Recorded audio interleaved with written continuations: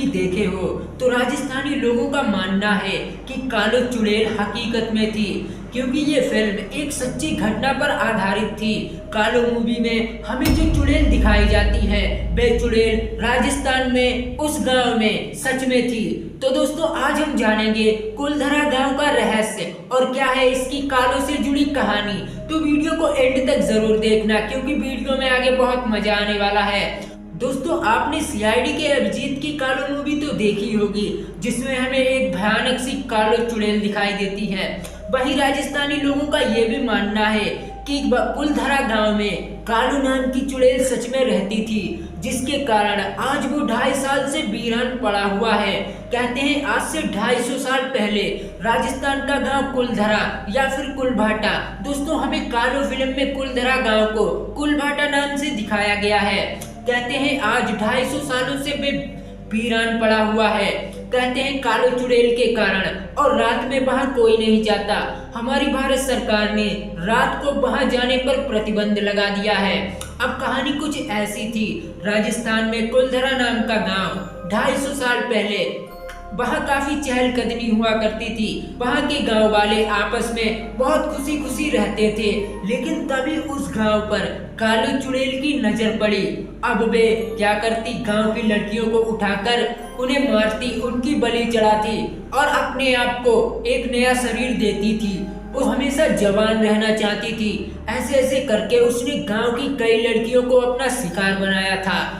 अब जब गांव वाले उससे परेशान हो गए, तब वे लोग एक तांत्रिक के पास गए। वे तांत्रिक तंत्र विद्या में काफी माहिर था। अब उन्होंने गांव वालों को पूरी घटना बताई। उस तांत्रिक ने जैसे तैसे करके उस काली चुड़ैल को, उस कालो को अपने बस में कर लिया और बस में करके गांव वालों को दे दिया। गांव वालों के हाथ जैसे उस बेकालो चुड़ैल लगी, गांव वालों ने उसे मार दिया और मारकर गांव के पीछे रेत में गड़ा दिया। अब दोस्तों असली खौफ तो उसका अब शुरू होने वाला था।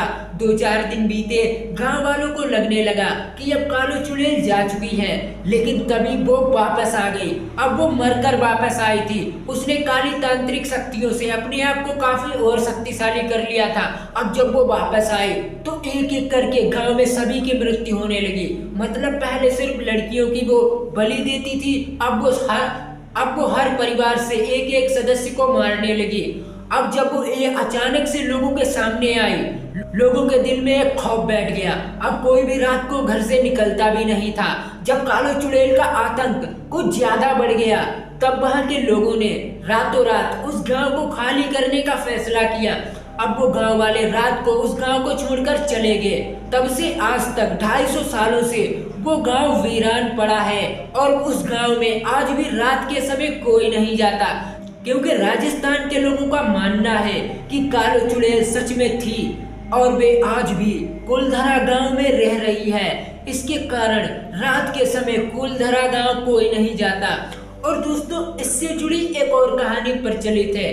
कहते हैं आज से 250 साल पहले कुलधरा गांव में वॉलीबॉल ब्राह्मण रहा करते थे। तभी वहाँ एक सलीम सिंह था, जिसकी नजर गांव के मुखिया की लड़की पर पड़ी। अब वे उस लड़की को अपनी बस में करना चाहता था, मतलब अपनी रानी बनाकर रखना चाहता था। अब उसने उस लड़की को पाने के लिए गांव वालों पर अत्याचार करना शुरू कर दिया। यहाँ तक कि उसने अगले दिन मुखिया के घर पर एक पत्र लिखकर भिजवा दिया कि मुझे तुम्हारी लड़की चाहिए। अब सभी गांव वालों ने रात को बैठकर फैसला किया कि हम अपने घर की लड़की उसको नहीं देंगे, सलीम सिंह को नहीं देंगे। अब इसी के चलते गांव वालों ने रातों रात वो गांव खाली कर दिया। वॉलीबॉल ब्राह्मण उस गांव को रात में छोड़कर चले गए, और जाते जाते उन्होंने इस गांव को श्राप दिया। कहा कि इस गांव में आज से कोई भी बस नहीं पाएगा, इस गांव में सिर्फ भूतों का बसेरा रहेगा। दोस्तों ये थी दूसरी कहानी जो कि कुलधरा गांव के बारे में प्रचलित है। दोस्तों आप हमें कमेंट में जरूर बताएं इनमें से कौन सी कहानी रियल है। और दोस्तों वीडियो पसंद आई हो तो चैनल को सब्सक्राइब करें। यदि आपके पास ऐसी कोई जुड़ी किसी व्यक्ति से जुड़ी कोई सच्ची घटना हो तो आप मुझे इंस्टाग्राम पर डीएम कर सकते हैं, लिंक आपको डिस्क्रिप्शन में मिल जाएगी। तब तक के लिए बाय।